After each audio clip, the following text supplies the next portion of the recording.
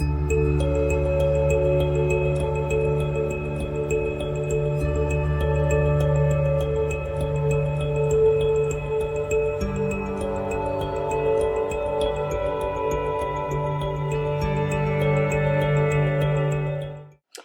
everyone, welcome to Angelic Guidance, my new YouTube page. Thank you so much for tuning into this video. Thank you so much for subscribing to the channel. Thank you so much for liking this video. What we have here is a Facebook Live that I did 2 weeks into April. So we were really heavy on quarantining and social distancing at this time. During the pandemic, like many, I had a hard time. I was losing people like flies. It was just a really unstable period of time for me. And thank goodness I am in a much better state of mind right now. Emotionally, mentally, I am doing way better. So during the time of this video, this was one of my good days during that time, and currently it is May 22nd, 2020. If you're watching this video now, I am recording now. So yeah, I was just checking in with everyone like I usually do on Facebook. And we talked about a lot of great content in this video. I tried to cut some of the parts where I was engaging with the people on my live, so there shouldn't be too much of that on there. But this is authentically me. I want you guys to stick around, watch it. Some of the information in there is really essential. If you do need to seek professional help, you guys, please check out your local listings for a therapist, or if you have to, please call 911. I am also providing therapeutic services because I am a certified life coach, although I am not a licensed therapist. All right, you guys, enjoy this video. Bye. During this pandemic, and I'm saying it with a smile now, but I think during this pandemic, I've lost 4 close people. And during this year so far, we are in April, I've lost 5 people just during this year so far. So I've lost some close people to me. The last person that I lost was yesterday due to the virus. So if you've been following me or been on my page or just keeping up with me, you know that it's been a journey. It's been a journey, and I don't think anybody was prepared for this. Any of this pandemic stuff, or anybody dying randomly, or any of what is going on. I think, it just happened all of a sudden, and then all of a sudden we all have to program our brains to not be around people, to just be secluded and isolated and in our homes. So it's been a big transition for everybody, and especially people who are extroverts, people who are always working, who never have time to be home. Hi guys, hi. Yeah, specifically for people who are like always working, always out, never home. It's a hard, sudden transition for everybody.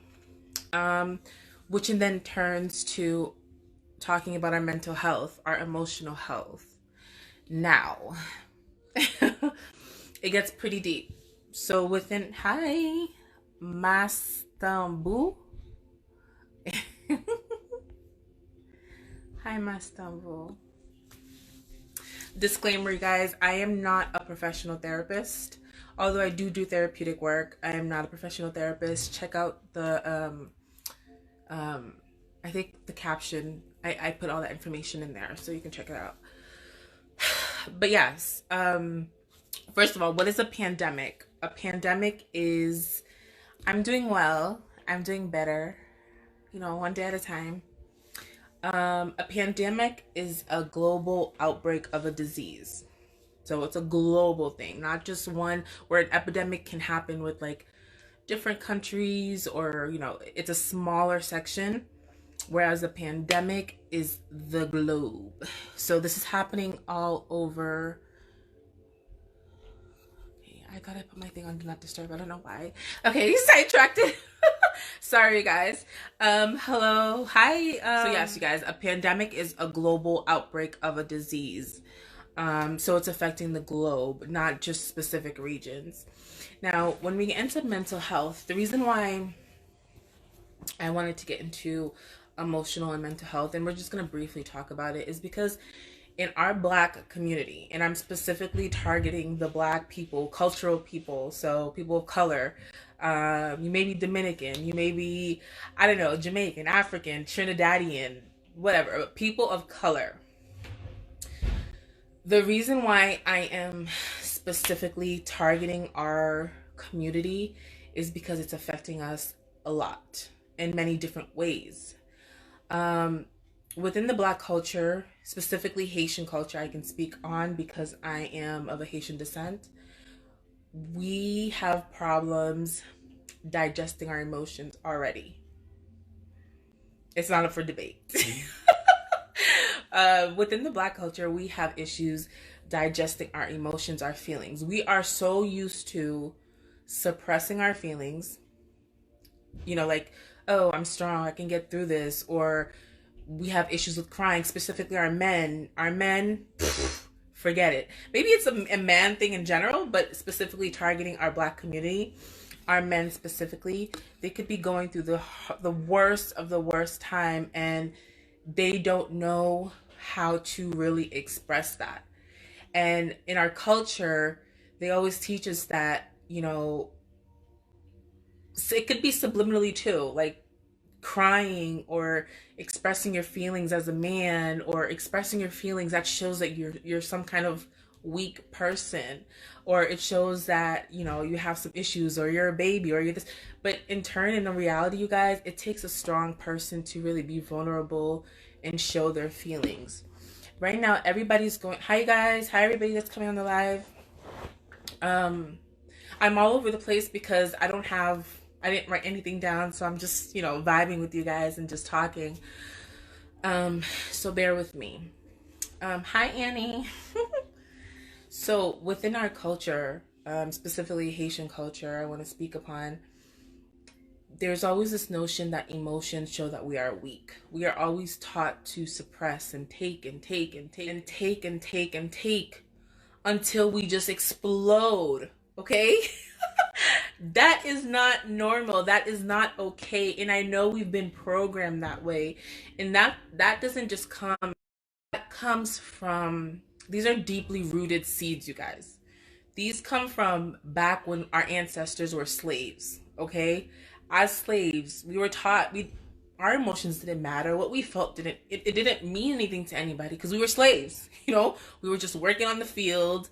They would beat us. They would do hey Bradley, thank you.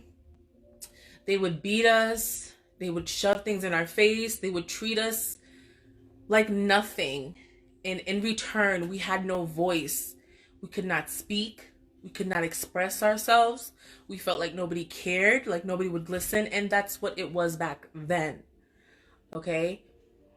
But because those things are deep psychological wounds, they're deeply rooted, it's passed on from generation to generation to generation.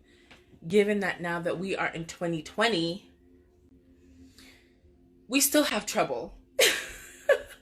You will find Haitian mothers, Haitian parents, you will find even children from that descendant. We have trouble expressing ourselves, vocalizing, crying, or understanding our feelings, being able to digest. Some people don't even know how to love. That's how deep it goes, because they weren't taught how to do that. Our parents were so emotionally unavailable that we didn't even know how to digest our own feelings. You know, not saying that this is nothing to do with bad parent, good parent. No, these are facts. You know, coming from a Black descent, we have that embedded in us where our feelings, we always suppress them, we always ignore them, or we take, like I said, to the point where it's like, boom, one day we explode, you know? This is what causes these crimes that we have in our Black communities. These are the things that cause the problems, because we don't know what's happening inside of us and we don't know how to express it. Some people, it gets to the point where they don't know how to express their emotions, or they don't know how to handle it, that they do drugs.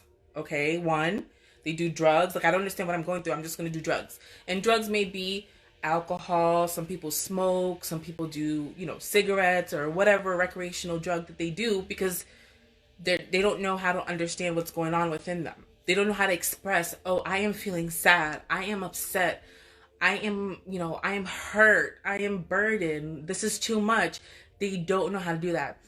Some people, they end up isolating themselves. Like, they just go away from the world. They don't want to engage with anybody, or somebody, they're like, or some people, they're always bitter, they're angry, or, you know what I mean? Because they don't know how to digest what's on the inside. And that is something that is common in our Black community. We'll find that a lot of our Black men, and I'm, like I said, you guys, this can play on many different aspects, many different levels, but I am specifically targeting our Black community. Breaking that down, I'm specifically targeting our Haitian community because I can speak on that. That's my experience. We'll find that a lot of our men, they will subliminally, we always have this thing in our culture. It's like, oh, you're a man, you have this, you have that, you're supposed to be this, you're supposed to be that. But men are not animals. Men have feelings. Men have a heart. Men have blood running through their veins. Just like us women, we take. We have feelings, we have hearts, we have emotions that need to be expressed in the proper way. This is how people become toxic. Where does toxic behavior come from? Toxic people are hurt people who don't know how to navigate through their mental and emotional stability. They don't know how to express it. They don't know, or they feel something, but they feel like, if I speak on what I feel, if I express myself, if I express my emotions, no one's gonna care, or this person might take it wrong, so I'm just not gonna say nothing and let it slide by. No, that in turn is unhealthy. You will become toxic if you cannot express yourself. Some people end up losing the best experiences of their life because they are assuming the worst in their minds. They're assuming the worst in their heads. They're assuming that people won't understand them, they won't get them, so they just stay quiet and they suffer in silence. And then one day this person just, boom, they blow up. And that's normal, actually. There's only so much you can take. Bringing it back to, hi you guys, hi everybody. I'm sorry if I'm not saying hi as you guys come on.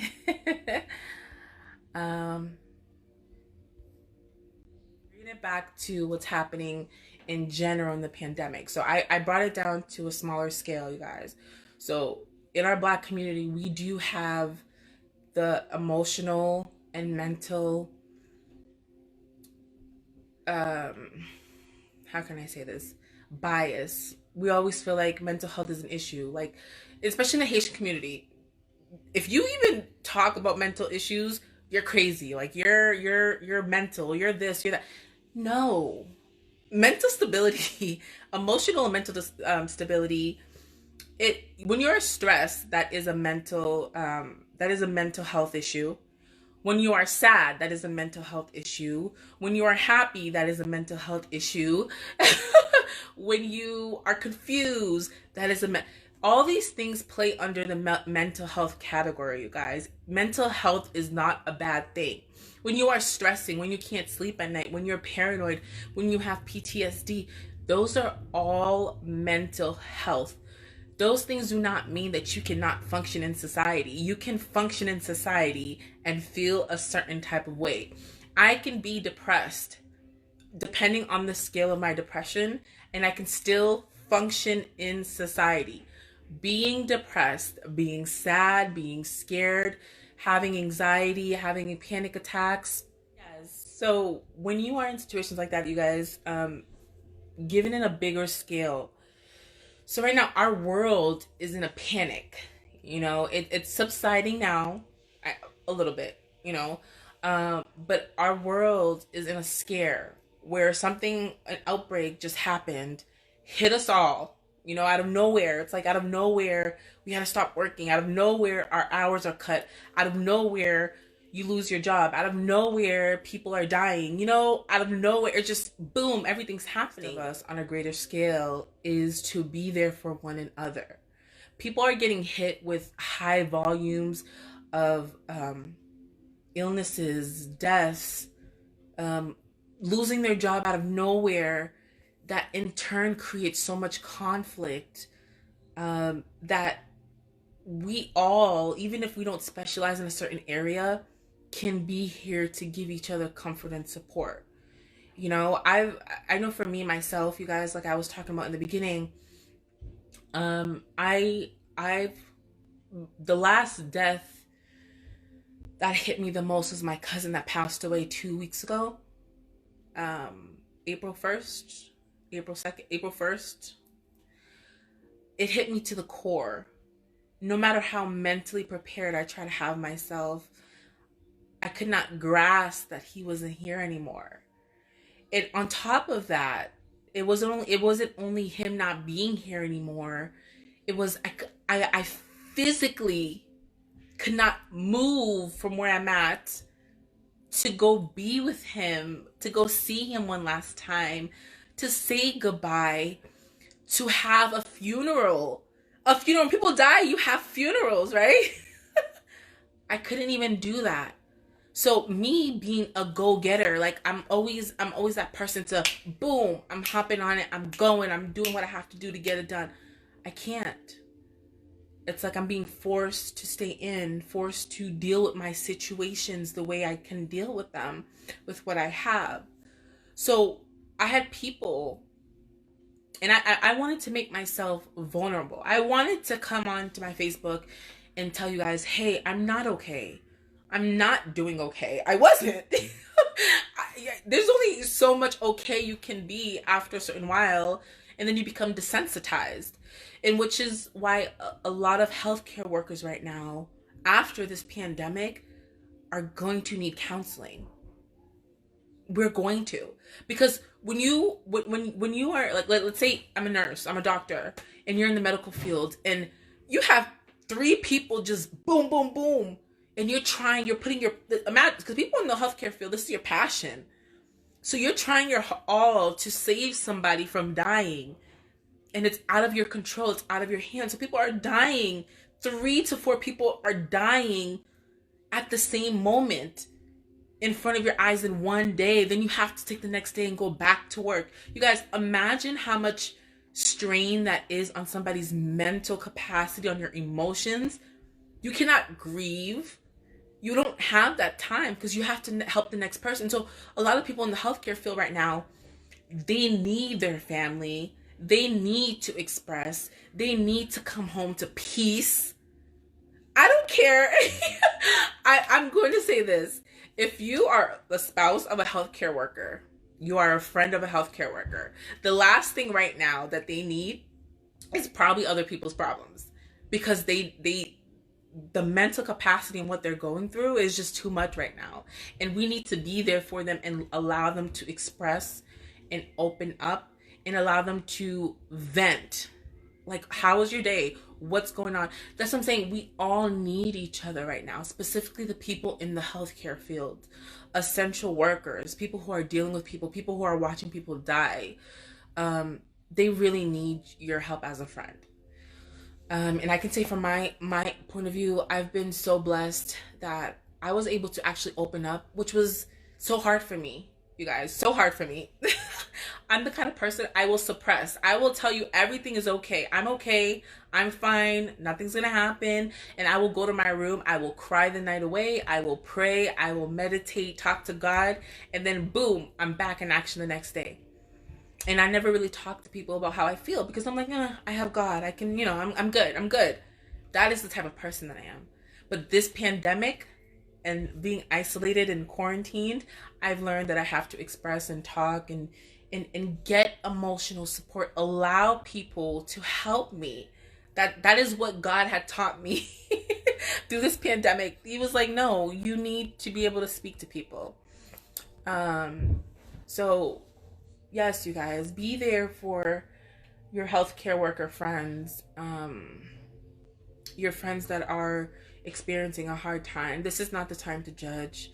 Nobody can be strong after you've seen 10 people die in a matter of less than a month. It just, no, that's unhealthy.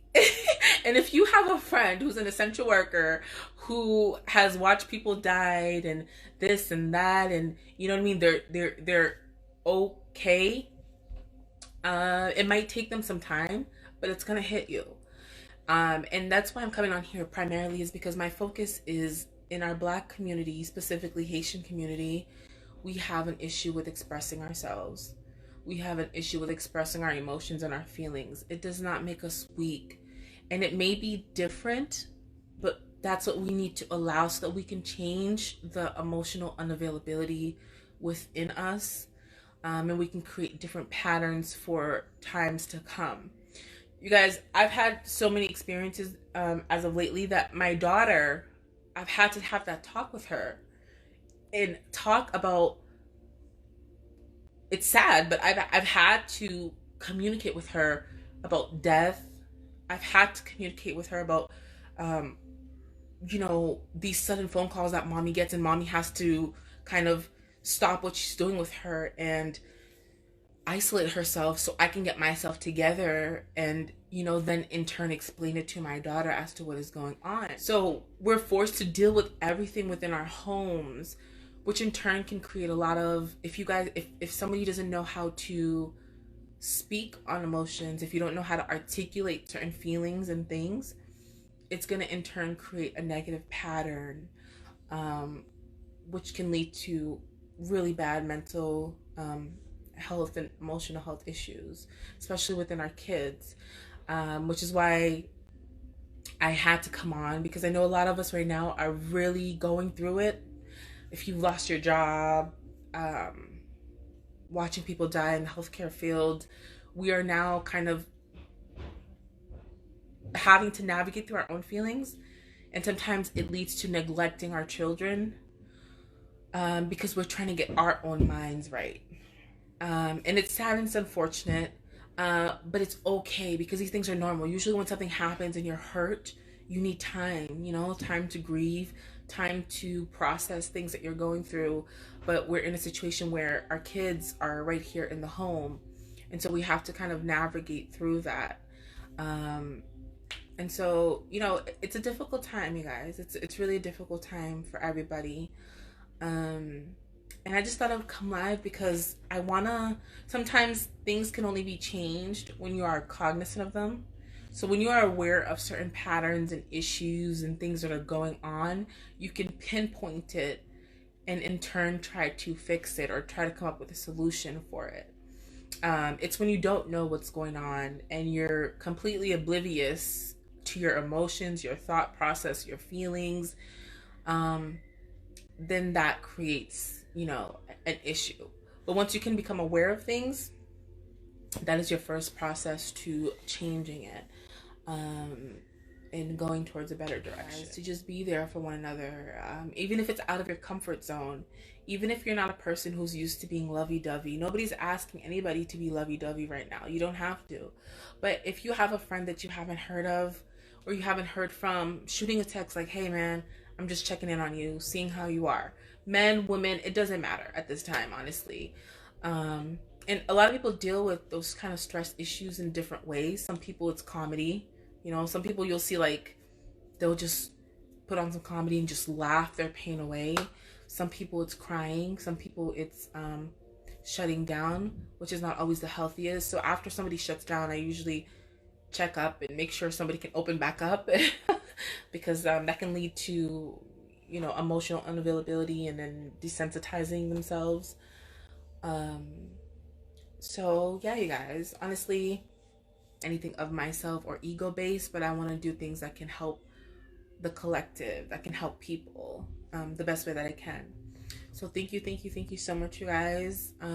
Please continue practicing your social distancing, your quarantining, washing your hands with water and soap. When you go out, stand at the door, take off your clothes, make sure you're wearing your facial mask. And yeah, we'll beat this together. We'll get through this together. And I will try to come on as often as possible when I am okay, when I have my mental and emotional stability in the best form. I will come on and do videos, and I will go back to taking individual coaching sessions. All right, guys, peace, love, endless light.